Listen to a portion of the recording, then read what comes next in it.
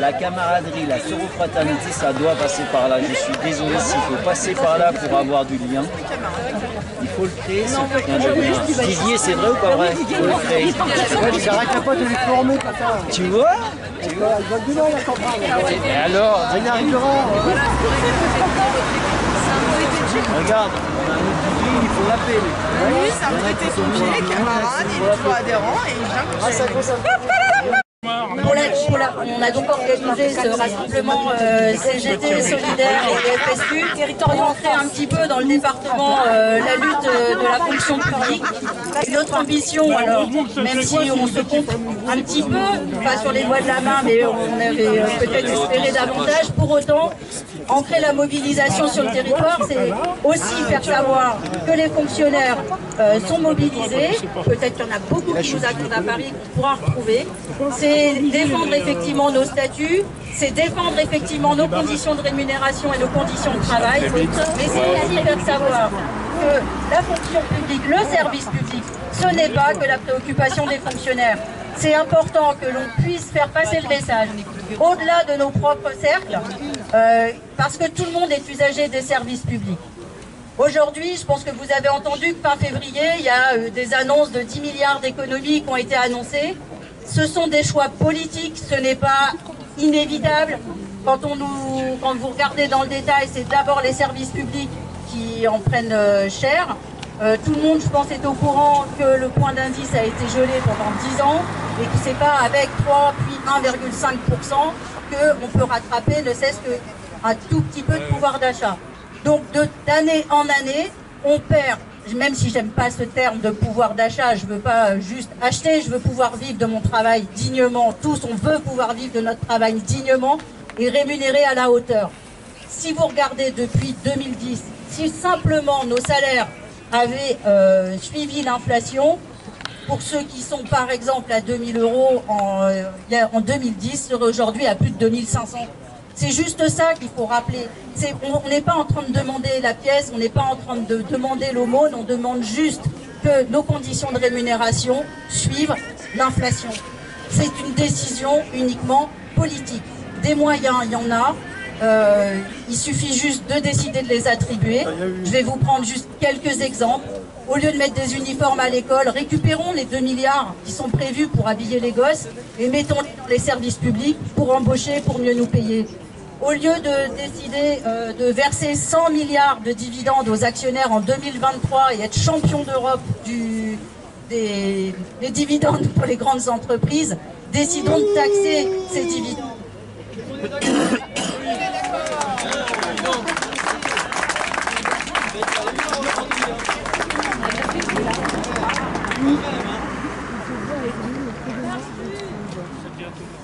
Alors on continue à... Allez, à Capella! Allez les roses.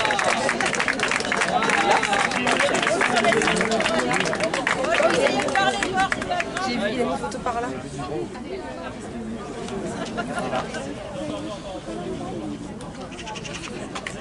Il est là-bas.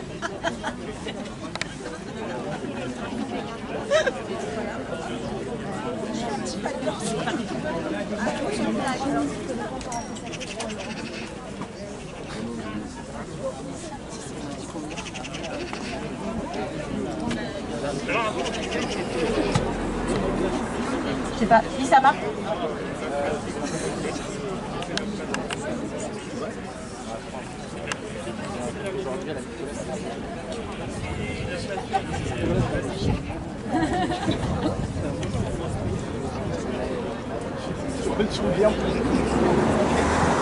Donc voilà, pour terminer, puis laisser aussi un petit peu la parole quand même à vous tous et puis aux autres organes syndicales. Aujourd'hui, on nous propose parfois, et pas toujours, des augmentations sous forme de primes. Là aussi, il faut qu'on soit intraitable. Bien sûr on peut être content individuellement tout de suite, là, de toucher un petit peu plus. Mais tout ça, c'est pas du salaire socialisé. Tout ça, c'est pas du salaire qu'on cotise. Et tout ça, c'est surtout pas pérenne. Donc, il faut qu'on arrive à dire ensemble que l'on veut, c'est des rémunérations pérennes. C'est pas avoir une piécette à la fin du mois pour pouvoir s'acheter un kilo de patates de plus. C'est pas ça notre préoccupation. Et quand on voit la problématique du recrutement et de l'attractivité des métiers de la fonction publique, quels qu'ils soient, je pense qu'on aura des témoignages, mais que ce soit dans l'hôpital, dans l'éducation, dans la fonction publique territoriale, des postes vacants, il n'y a que ça. Il n'y a que ça. Et pourquoi plus personne ne veut candidater? Parce qu'on a des conditions de travail qui se dégradent de jour en jour et on est payé n'importe comment. Et en plus, on est traité de feignant. Donc il y a un moment, je pense qu'il faut qu'on relève la tête, il faut qu'on demande, on porte un autre projet de société avec une fonction publique forte, avec des fonctionnaires respectés et rémunérés correctement. Voilà, je vais laisser la parole aux autres organisations.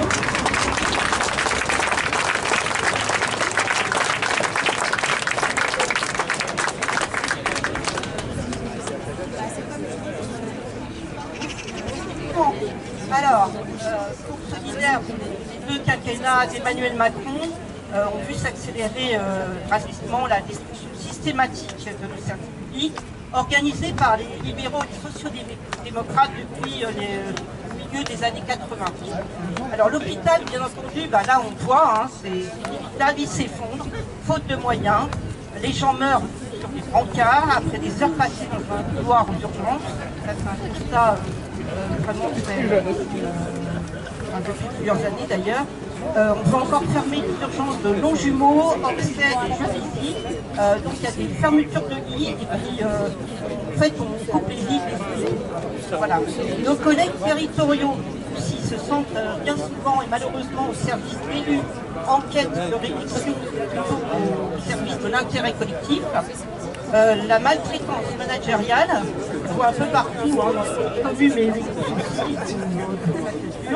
engendre des risques psychosociaux qui grandissent. Il faut bien sûr les usagers, pour les périodes de là on l'a dit tout à l'heure, les usagers se plaignent, ne se rendent pas toujours compte que les conditions de travail sont désastreuses, qui n'ont pas le service public demandé. Alors, les écoles aussi, les écoles tombent en ruine. Donc, les élèves sont congelés l'hiver, ils prennent le risque que le plafond leur tombe dessus, on l'a vu aussi dans des vidéos, et puis les personnels absents ne sont bien souvent plus remplacés. Voilà, donc c'est aussi, on parlait des métiers aussi qui sont en déshérence, et effectivement, les métiers d'enseignants et ce secteur-là, effectivement, est en grande souffrance.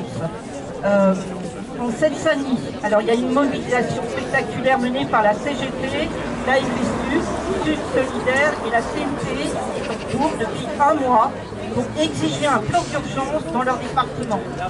Donc jeudi dernier, il y a eu un rassemblement historique où 5000 collègues de toutes les écoles du 93 ont convergé vers la préfecture, décrochant enfin une audience au ministère. Enfin, il faut savoir que nous, fonctionnaires, voire vacataires titulaires, on n'est pas souvent écoutés. Alors, notre département aussi, c'est un département sinistré. Donc nous aussi, nous devons tous nous mobiliser, continuer, parce que ça ne va pas se terminer. Il y a des mois de préparation actuellement. Donc d'ici quelques mois, il va y avoir encore d'autres mesures, d'autres réformes qui vont nous casser le service public.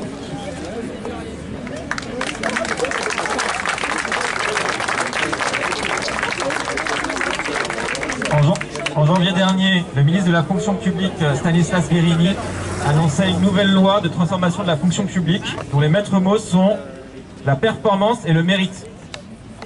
Ce sont des insultes au professionnalisme des agents. Cette future loi s'annonce comme un projet de destruction du statut de fonctionnaire. C'est pourtant bien ce statut qui garantit notre indépendance, notre impartialité, indépendamment des pressions hiérarchiques et publiques. Les conditions de travail qui nous sont imposées par l'austérité budgétaire et par la volonté publique de casse des services publics sont insupportables. Ensemble, allons gagner une augmentation générale des salaires et une amélioration de nos conditions de travail.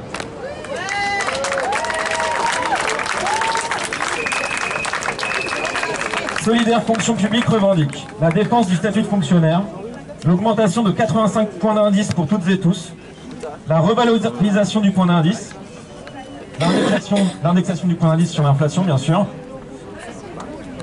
la revalorisation des carrières féminisées, et Solidaire s'oppose à l'instauration du salaire au mérite. Mais nous allons plus loin. Pour Solidaire, il faut aussi reconquérir les services publics que les capitalistes nous ont volés. On pense à la poste, on pense aux télécoms, on pense aux transports en commun, on pense à l'énergie, et on peut même en gagner des nouveaux. Solidaire revendique la création d'un service public du logement et d'un service public de l'agroalimentaire. Tous ces secteurs de production, d'activité, de services vitaux sont notre bien commun. Ils doivent être réintégrés ou intégrés dans le domaine des services publics. Vive le service public!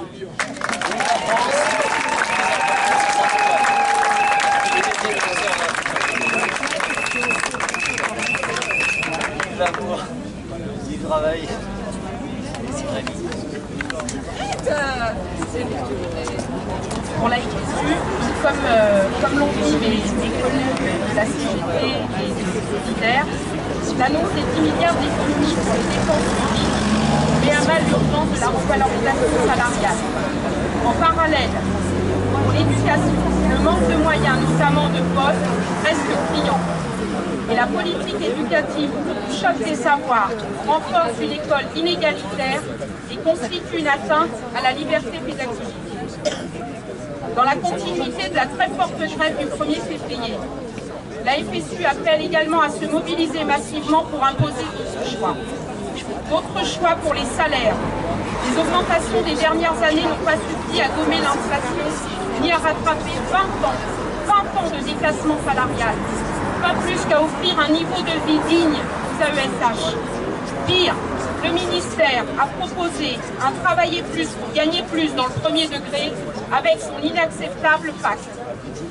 C'est une véritable casse du statut. Cet état de fait incontestable ne trouble pas l'exécutif qui, par la voix de notre président Macron, avance dans sa volonté de développer la rémunération au mérite. À l'opposé, nous, les personnels, nous demandons une augmentation immédiate des salaires par la hausse du point d'indice. Autre choix concernant le choc des savoirs. Notre Premier ministre, Attal, a fait passer le texte en catimini ce week-end contre la levée de tous les personnels du premier degré et du second degré. Le ministre annonce donc un recul des groupes de niveau, puis revient sur sa parole, puis fait passer son texte. On se demande qui gère l'éducation nationale, si c'est Macron, si c'est Attal ou si c'est Belloubet.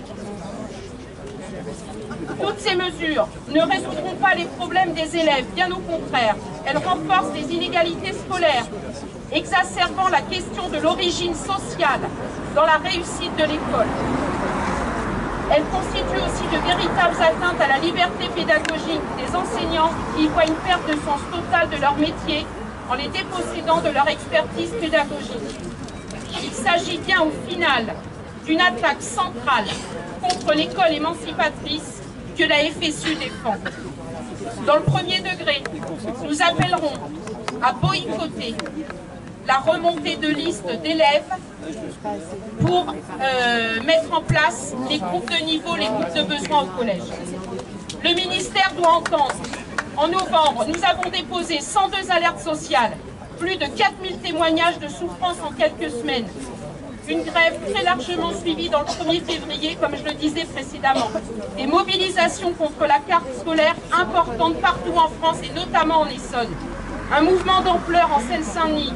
Il est temps que l'exécutif revienne à la raison et réponde aux revendications des personnels de l'éducation nationale. L'école va très mal. On est contre. La FSU appelle à se saisir massivement de cette journée et à exiger des moyens pour un service public d'éducation de qualité, du respect pour les personnels et enfin, contre le choc des savoirs, imposer une autre politique éducative.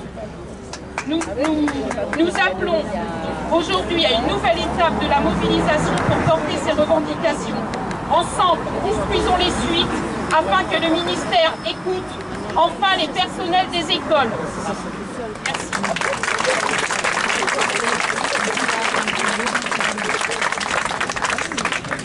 Autre prise de parole.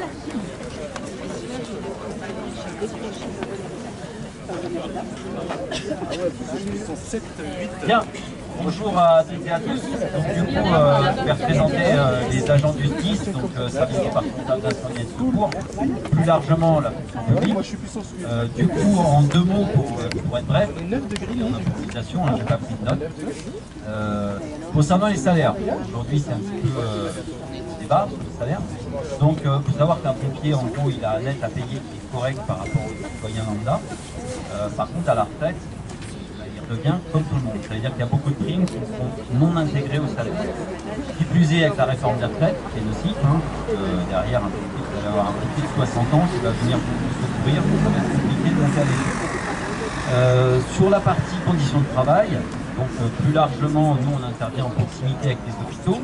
Et donc aujourd'hui, toute la casse des services publics avec le service hospitalier amène justement un retard de la prise en charge des victimes. Puisqu'on passe plus de temps sur la route, il y a moins de place dans les hôpitaux. Le sud francilien qui est à côté, bien souvent il est fermé et on est obligé de transporter ailleurs parce qu'il y a trop de monde. Voilà, donc continuez à fédérer autour de vous et nombreux dans la rue. Eh ben, je reprends la suite. Du coup, moi je suis au SDIS, mais je suis sur les territoriaux et la fonction publique en général. Aujourd'hui, ce qui est important, c'est de montrer que nous aussi, on peut être entendu, vu, alors qu'à l'heure actuelle, on est sur la classe du service public. En Essonne plus particulièrement, en Essonne, c'est clair et bien montré. À l'heure actuelle, les services sont vides. On nous parle d'attractivité. Pour l'attractivité, on nous parle de contractuels. Donc en fait, on nous parle de casser notre statut. Parce que les contractuels, c'est pas des fonctionnaires. Et c'est le moyen de faire disparaître le statut de la fonction publique. Sur l'attractivité, on parle aussi de reconnaissance. On est surchargé de boulot. Tous les jours, on a des collègues qu'on trouve en pleurs, qui arrêtent le boulot. Parce que ça va pas, ils essayent. En fait, je pense qu'un bon fonctionnaire, il sait très bien quel boulot il doit faire, et justement de ne pas pouvoir donner du service au public, ça le rend mal. Et du coup, derrière, on se retrouve dans les conseils médicaux avec des agents qui n'ont pas de la reconnaissance de leur accident ou de leur maladie professionnelle, parce que ça coûte trop cher. Pour autant, le centre interdépartemental de gestion, pour justement réussir à bien faire ça, quand on regarde leur dernier rapport budgétaire qui vient de sortir, ils sont passés de 600 000 à 1 100 000 sur la case des médecins du conseil médical. Donc c'est-à-dire qu'ils mettent 500 000 € de plus sur cette ligne-là, ce qui veut dire en fait trouver des moyens pour réussir à ce qu'on ne reconnaisse pas nos accidents et nos maladies. Donc voilà, pour moi ça c'est un énorme lien parce que quand on n'est pas reconnu, derrière on n'a pas de salaire. En général on se retrouve même à devoir rembourser le temps où on a été en arrêt maladie, enfin en congé maladie pour le coup. Et ça c'est beaucoup de temps sur le terrain pour essayer d'aider tous les agents qui vivent ça. Et en Essonne, il y a beaucoup à faire et sur le centre interdépartemental, du coup le 78 et le 95 et le 91, c'est vraiment horrible en fait ce qu'on vit. Et pour le salaire, en fait c'est bien, ils ont réussi. Alors nous au niveau des territoriaux de l'Essonne, grâce à de grosses luttes qu'il y a eu, entre autres à Draveil, il y a eu une superbe lutte. Et derrière, il y a beaucoup de camarades sur les autres villes qui en ont fait, on va dire, pour faire la remarque, on va faire la même chose. Et donc il y a des discussions qui sont arrêtées, comme il n'y a pas longtemps, Montgeron, la maire de Montgeron, qui verse les 50% pour ne pas avoir de manifestation chez eux.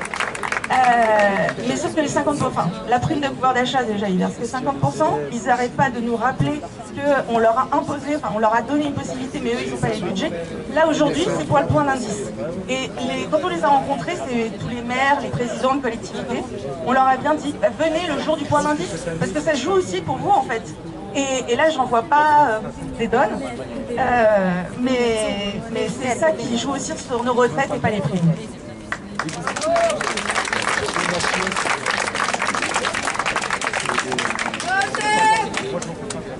Bonjour à tous. Alors moi aussi c'est de l'improvisation, mais je devais dire que travaillant chez France Travail, en Isère, parce que malheureusement c'est ce qui se passe, il y a beaucoup de précarité chez nous, il y a énormément de CDD, savoir que il y a pas de charbon chez nous à il y a très peu d'évolution possible. Donc quand on fait soi-même, les études c'est un peu compliqué quand même.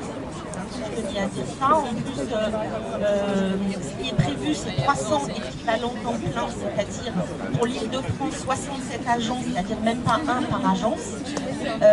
Nos salaires, nos conditions de travail, tous les témoignages que j'entends vous rejoindre, c'est qu'on a cessé de faire notre travail, déqualifier notre travail, envoyer les demandeurs d'emploi vers des prestataires privés. Vous voyez, donc, malheureusement, on n'échappe pas à ça. Et je trouve aussi d'avoir la parole aujourd'hui, dénoncer vraiment le hold-up qui est en train de se passer au niveau des allocations chômage, des personnes qui ont travaillé pour avoir ces allocations, dont le gouvernement veut réduire la durée pour se les mettre dans la poche. Donc il va falloir être quand même très vigilant parce qu'aujourd'hui tout le monde malheureusement peut perdre son emploi du jour au lendemain. Donc ça c'est pour les allocations de chômage. Il y a aussi ce qui va se passer pour le public RSA. Pour pouvoir les accompagner, concrètement je ne sais pas comment ça va se passer parce qu'on n'aura pas les moyens humains pour le faire. Donc on est tous unis aujourd'hui dans la lutte. Et je crois que voilà, il faut être vraiment vigilant. Sans service public, de toute façon, c'est la mort de l'État français. Donc à un moment donné, il faut se réveiller et se dire que sans nous, bah, ça ne sera pas possible.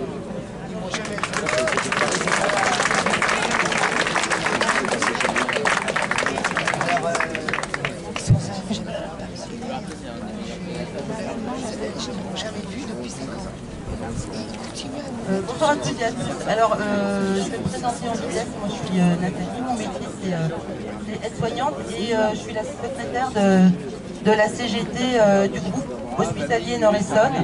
Alors, qu'est-ce que c'est que le groupe hospitalier Nord-Essonne? C'est ce qui reste, et je dis bien ce qui reste de nos 3 hôpitaux de Juvisy, de Longjumeau et d'Orsay. Et bientôt, ce tout petit hôpital qui va être perché tout là-haut sur Saclay, et particulièrement, j'insiste, petit et inaccessible. Donc depuis 2008, sur le groupe hospitalier Nord-Essonne, c'est la disparition pure et simple de 600 000 hospitalisations. Ça c'est fait. Donc pourquoi je suis là aujourd'hui?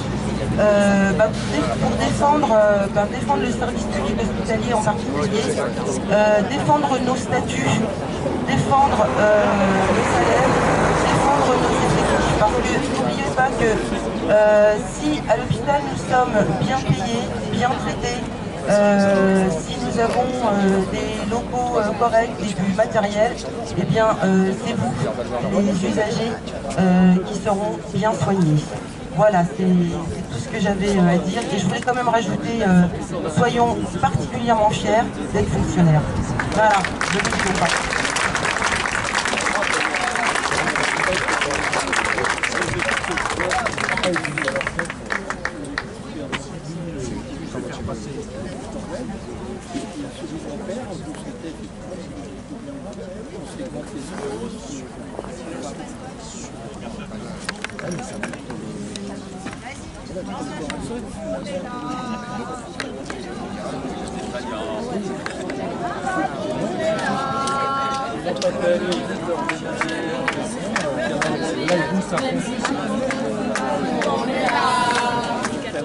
Là,